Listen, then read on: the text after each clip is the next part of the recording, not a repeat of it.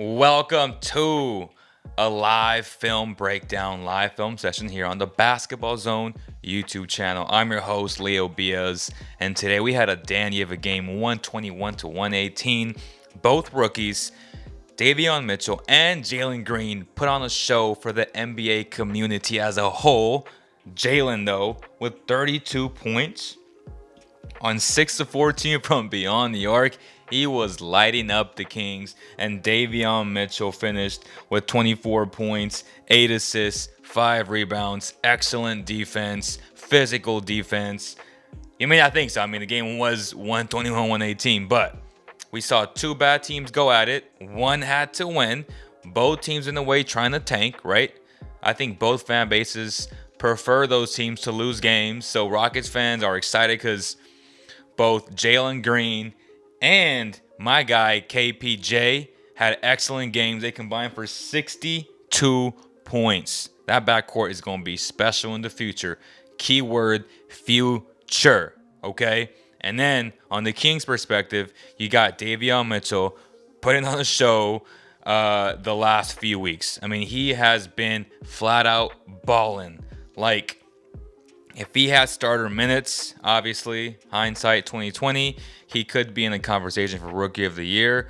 Right now, Jalen Green, Scotty Barnes, Cade Cunningham, and Evan Mobley, those are the front runners. Who's going to win it? I'm not sure. I would still go with Scotty Barnes in my honest opinion, but I think all of these rookies can make a case for themselves. It's been an extremely competitive race. Same with the MVP. Like, who's going to win that? But this episode is about a film session. We're going back and forth with both teams. And let's start it off. I mean, how's everybody doing, by the way? Someone says Davion's better than Hallie. All right, man. All right, let's go to the first one, which we got the Rockets here, right? This is just a play with 8 minutes left where you saw some ugly basketball. I mean, they're playing hard. Don't get me wrong. They're playing hard here.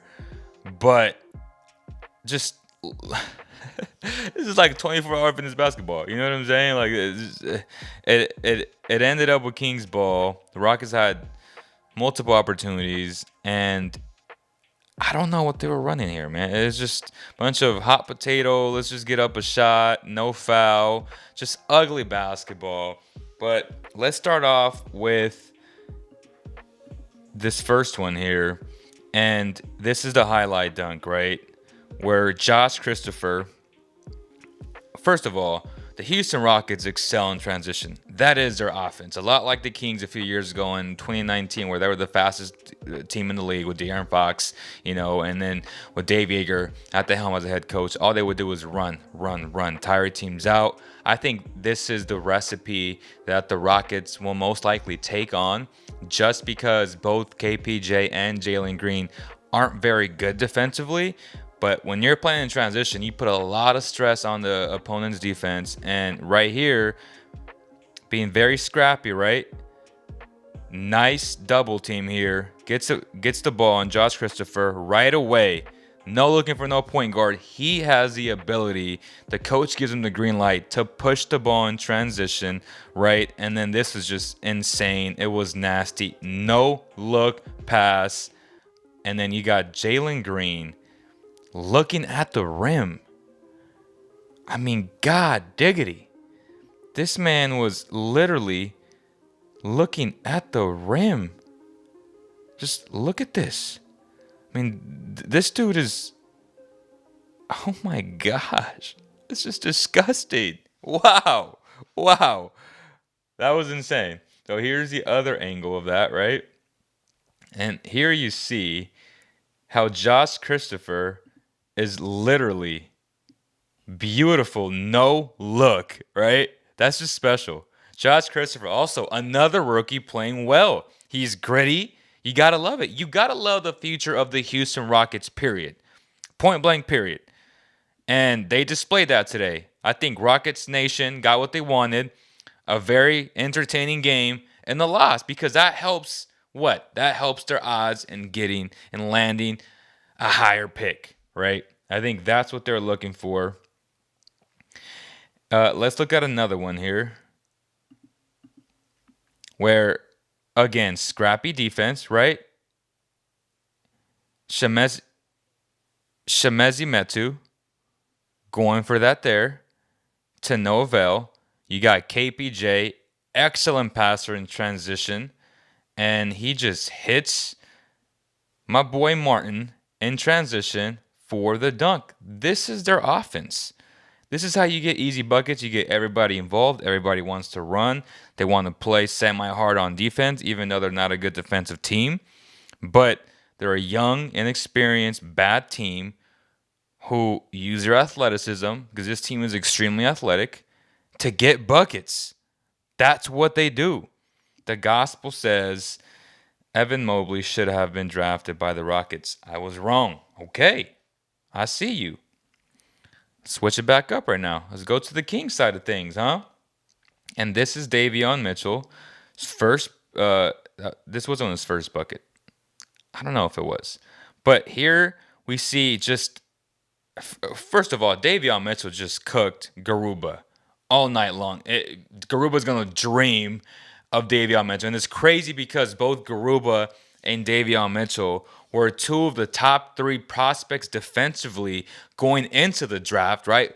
Everybody raved, including myself, how great Garuba was overall as a big man defensive specialist. And we all know how great Davion Mitchell is, leading Baylor to a national championship.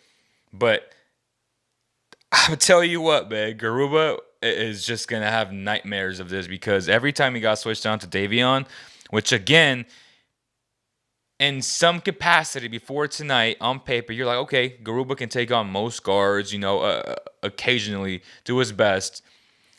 But my goodness, sometimes it's just unfair. Just look at this, man. Just how he accelerates with that first step, explosion all the way.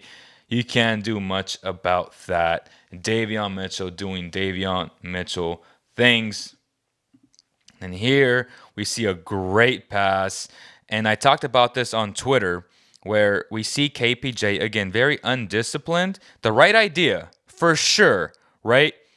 You bring this double, but now you got Tate kind of playing safety, and this double wasn't great, right? So because it wasn't great, because in a way, you have to give Metu some credit here, but in a way, it wasn't a very physical double team, so it gave Metu a chance in triple threat position to pretty much look around.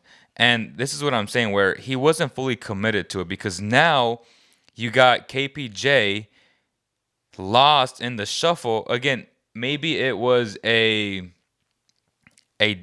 stunt double where you kind of just stunt him a little bit and then you go back.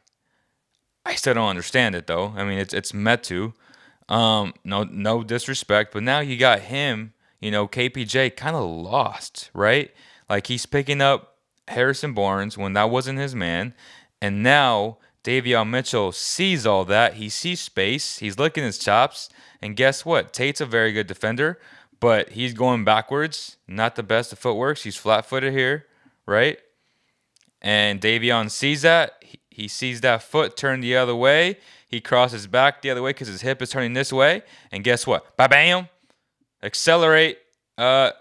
Beautiful drop off there. He sees the whole floor. He could have also, in theory, hit HB in the corner. But obviously, I feel like he didn't have the angle for that because he was in midair. And, as a defender here, you go straight up. But great drop-off pass, bad defense here. I feel like he could have just poked that ball away, and KPJ again. The initial idea was fine by KPJ, but the execution lacked a lot, right? That's what that was. Again, make sure you guys like, share, and subscribe for more content like this. That way we keep on growing the channel, man. Let's go back to the Houston Rockets here. Here we got, this was the first, right?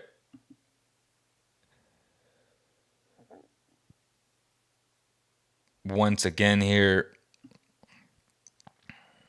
is it the same play? Yeah, this is the same play. Let's go to the second oop, right? once again, what is the one thing that they do? The Rockets are extremely scrappy, right? Davion Mitchell feeds the post to Trey Lyles, who, let's be honest, he's playing well for the Kings right now. And then here come the Rockets in transition, and KPJ with the excellent lead alley-oop, and you get an excellent result, right? And it's Martin for round 2 of that shot. Excellent play here by the Houston Rockets. Let's go back to the Kings. Here we have Davion Mitchell. Wow, right? It's really, this kid just left you speechless after that. That is just disgusting. My goodness. It's like he jumped off a damn trampoline, right? Like, excellent job here. Hammer screen by Damian Jones. Great screen there.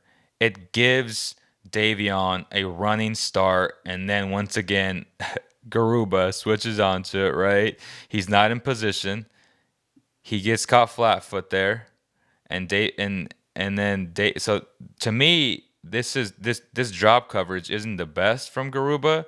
Kind of concerned about why these basic fundamentals for a very good defensive prospect in Garuba, he's making these mistakes. But yet again, Davion's just so quick, so you got to give him the benefit of the doubt here. But once again, just look how he just accelerates, right? And then look where he jumped off of, man. This is the circle we're talking about. Oh my goodness. It's just gross. It's just gross. He was being hand checked, and he just exploded from my trampoline. Boy got ups. Davion got ups. Man, that is crazy. That is just a wowzers. Here we go again. In the fourth quarter, Davion Mitchell against Jayshawn. Is this Jayshawn Tate? Crisscross. Just literally straight drive, accelerates at full speed, and he just gets by you, man. That first step is elite. I said it. It's elite, man. And it's funny how some people try to compare him to Patrick Beverley as a prospect. Like, oh, he's going to be a Patrick Beverley. I'm like, what are you talking about? Like, in what regard? That was crazy, right? And let's look at defense. Even though this game was 121-118, let's look at some of the defensive plays. The gospel says Davion IQ is above average. Now, are you saying it's above average offensively, defensively? Because defensively, it's elite. Like, he's elite defensively. Like, he really is. Are you saying overall? Let me know. Okay, so, and this is what I mean by being elite defensively, right?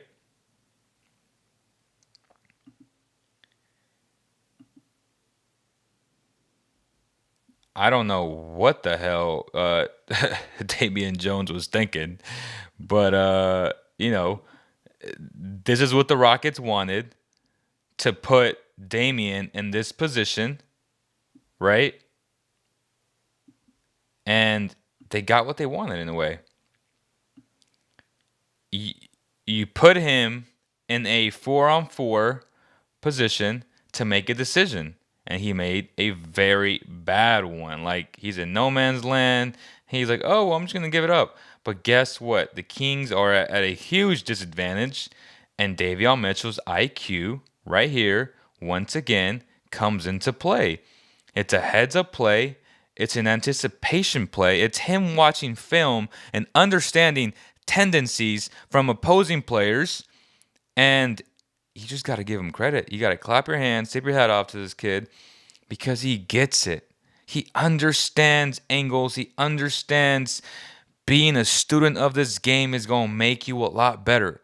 Davion Mitchell, man. High IQ defensively. Great play. Save the Kings there. And you got to applaud it. Like, you got to applaud it. Right? Let's go on to the Rockets now. It's his last one right here. right?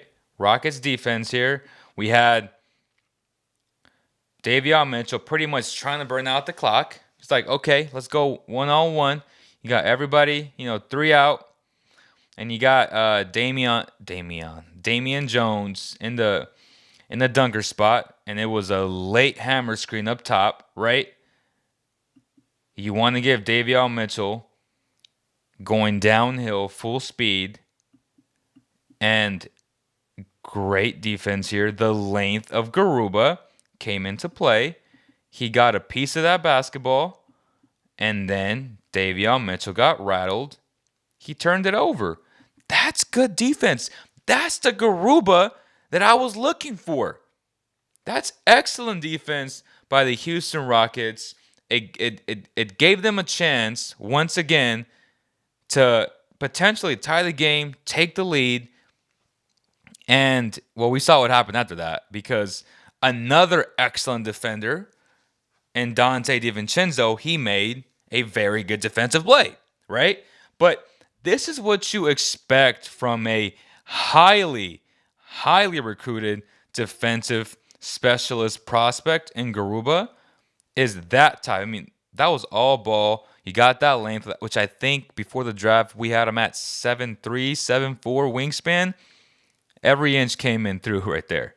Every inch, because that was literally all ball. Great stuff there by Garuba. And then once again, easy to say you should have just dropped it off to Dante, but at this point, Davion just wasn't as composed as he should have. Experience is the biggest killer here as well, and you just got to tip your hat off to the Houston Rockets on this particular possession, man, because they played it very, very well. Is Davion a combo guard, or is he best suited at the 1 or the 2? Davion is a combo guard because he's going to guard the other team's best player, whether obviously not a center, right? Like it's when I say other team's best player, probably like a guard wing type player. Nothing crazy, nothing like LeBron James, but like a Jalen Green, potentially like a Paul George, like a 6'7". Anything bigger than that, I think you're asking too much from him.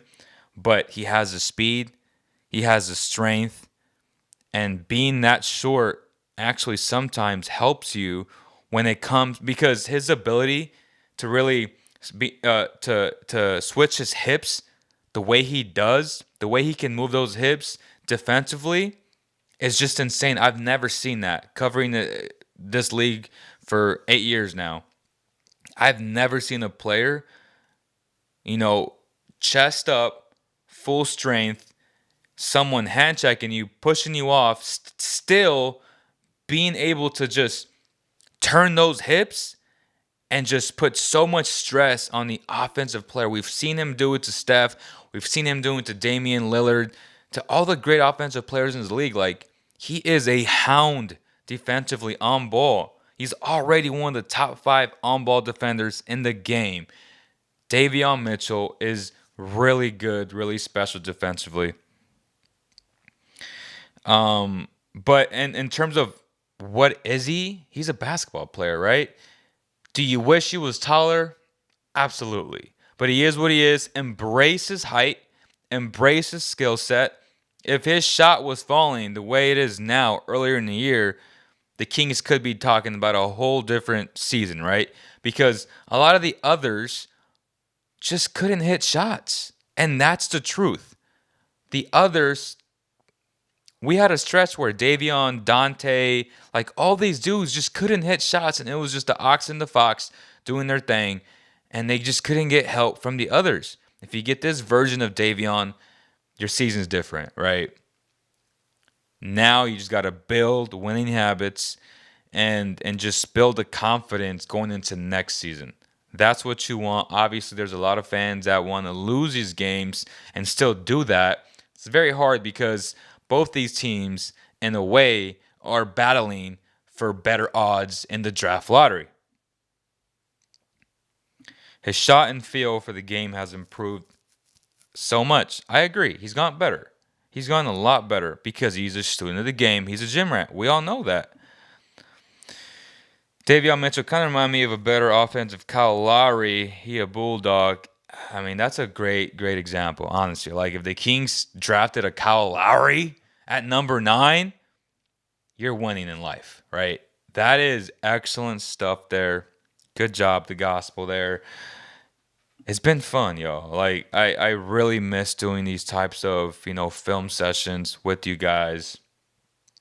Hell of a game. We gonna do it again on Friday. Most likely I'm gonna have my boy Paul, who covers the Rockets. It's gonna be a fun time.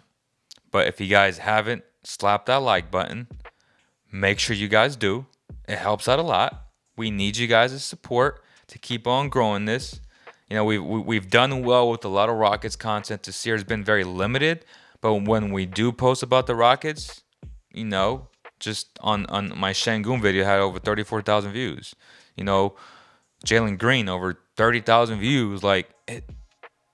Houston is a huge market, and we're just trying to grab that small percentage of dedicated Rocket fans that truly love, film sessions. That's my goal for the remainder of this year and going into next year, because this Rockets team is going to be special. I know it. I can see it. I love KPJ. I love Jalen Green. Big fan of both guards, and a huge fan of Alperen Sengun, who didn't even play this game. Okay, Alperen Sengun is the truth, and he's a hell of a player. So whoever they draft, right? Very top-heavy draft. Again, this offseason, it's going to be a lot of breakdowns, as we did last year, right? And it's going to be a good time, man. Make sure you turn on your notifications for more content like this. Again, thank you guys so much for all the support, man. I'm going to go get up some shots right now. I need to get my work in, too. But, man, I got love for you guys. Thank you so much. Again, make sure you like, share, and subscribe for more content like this. And we'll see you guys on the next one. Peace.